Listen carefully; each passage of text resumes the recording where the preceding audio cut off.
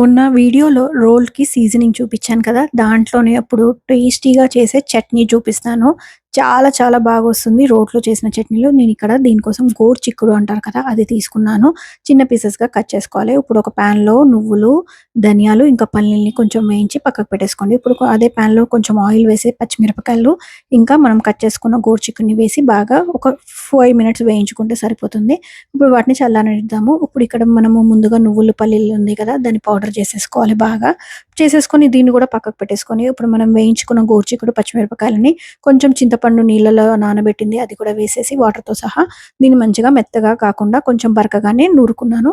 దీంట్లో కొంచెం ఉప్పు, పసుపు, కొంచెం మెంతులు, జీలకర్ర పొడి, మనం ప్రిపేర్ చేసుకున్న పల్లీల పౌడర్ ఉంది కదా! అది కూడా యాడ్ చేసేసి కొంచెం అంటే కొంచెం బెల్లం వేసేసి, కొంచెం వాటర్ యాడ్ చేసి మళ్ళీ ఒక్కసారి అంతా కూడా కలిపేసేసుకున్నారంటే మన సూపర్ చట్నీ గోరుచిక్కుడు రెడీ అయిపోతుంది. దీని మీద నుంచి పోపు వేసేసుకొని, అంతా కూడా ఒక గంటలోకి తీసేసుకొని, దీంట్లోనే అన్నం కలిపేసుకొని, వేడి వేడి అన్నంలో కొంచెం నెయ్యి వేసుకొని చట్నీ తిన్నారంటే చాలా బాగుంటుంది.